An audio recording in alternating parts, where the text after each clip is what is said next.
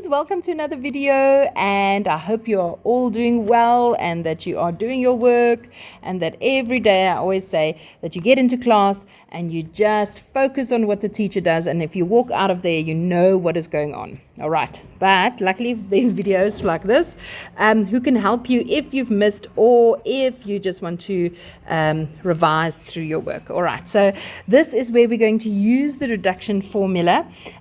In questions, you had these types of questions in grade 10 where they say with the aid of a diagram and without the use of a calculator, calculate the following. Okay, so just why do we do the reduction formula? Is the purpose of the reduction formula is to reduce the function of any angle to the function of an acute angle. All right, so then you can get questions like this. If they say, if sine theta is 3 with theta is sitting between 90 and 270, and 13 cos beta plus 12 is 0 with beta is between 0 and 180, they say.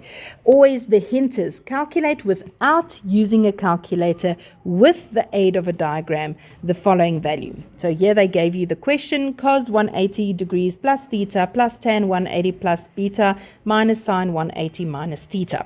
But before we get there, so first we're going to do a whole lot of working out before we get to actually answering the question. Okay, just something that you need to note over here. On your Cartesian plane, just when you start an exam or when you start a cycle test or a question, a class test, always have your CAST diagram ready with your reduction formula where you indicate which quadrant is which reduction. So 180 minus theta is over here in the second quadrant, and the third quadrant 180 plus theta, and the last quadrant 360 minus theta. You say, what about the first quadrant? That is where we want to pull them into so that we relate to them in as an acute triangle. Okay, so let's get started. So what I did is I took what was given to me, this 5 sine theta is 3 and 13 cos beta plus 12 is 0, and I just went and I rewrote it over here so that I can work with these two and then display it on my Cartesian plane.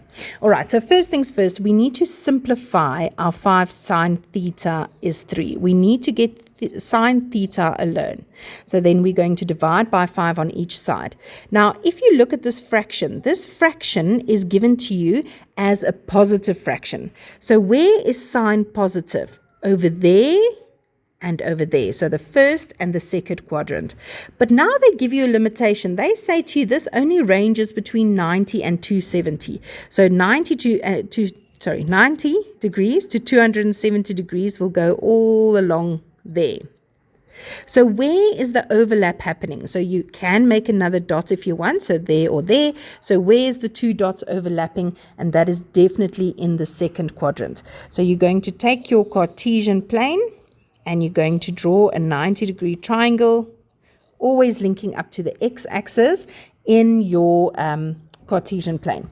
Then, very important, we need to indicate theta. So always from the x-axis to your touching your ray, that will be your theta angle.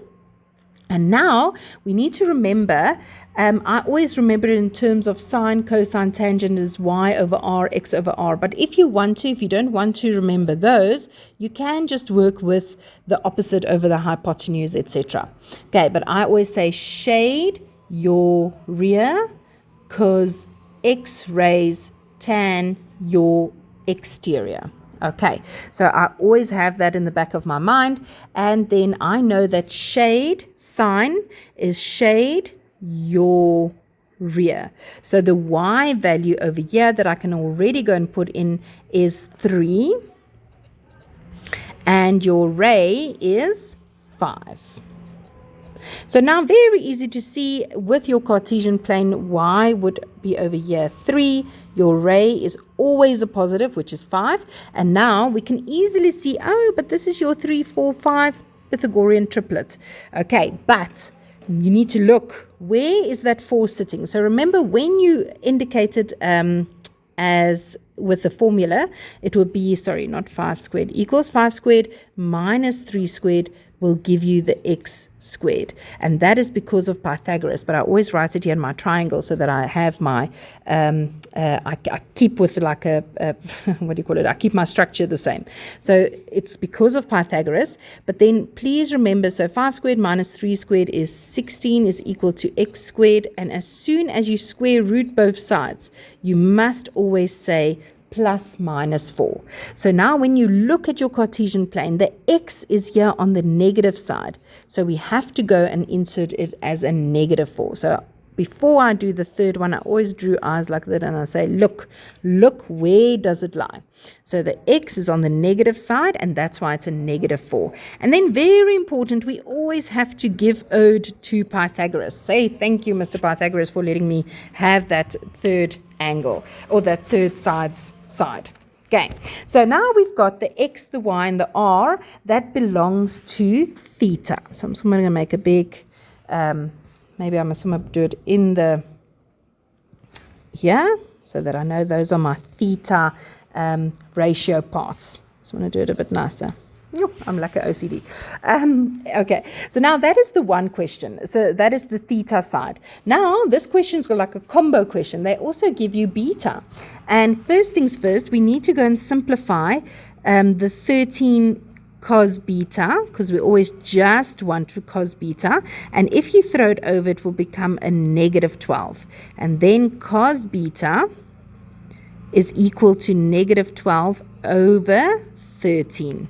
And cos is cos x raised tan your exterior. So I've got the x value is negative 12.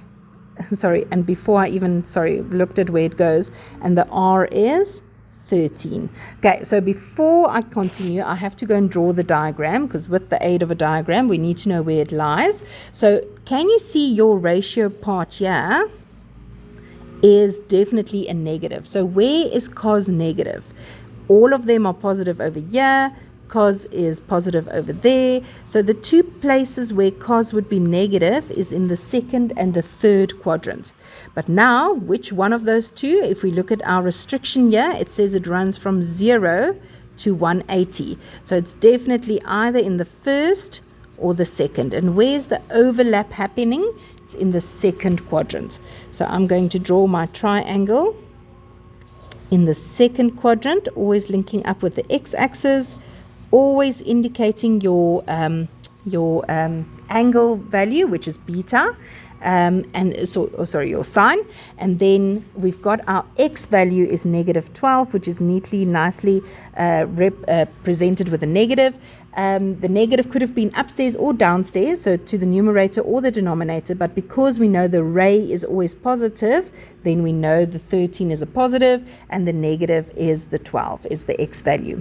All right, so if you look at your y value over here, if you look at it, can you see that it's lying on the positive side of y? Okay, so if you're going to work with Pythagoras, you're going to say 13 squared minus 12 squared will give you 25, and the square root of 25 is a positive 5. So we're not going to choose the negative 5, but the positive 5. And then I'm going to go and put that in there just by seeing where it laid, and also again being very nice to Pythagoras, saying thank you, Mr. Pythagoras. All right, and this was all your beta sign. So now we've got the x, y, r for beta and the x, y, r for theta. We've got both theta and beta's x, y, and r values, and we can go over to the question that was originally asked. Calculate cos 180 plus theta plus tan 180 plus beta minus sine 180 minus theta. All right, so first we're going to apply our reduction formula, which we always have in this Cartesian plane. I always say before you start a test, I might have said it already in this video, write down your cast and write down your reduction areas in the second, third, and fourth quadrant. Okay, so now we first want to go and see whether cos 180 plus theta is a positive or negative cos theta. Okay, so if you take cos 180 plus, can you see it's going to be over here? And the only one positive there is tan. So the cos is going to be a negative cos theta plus tan 180 plus, which is also over here.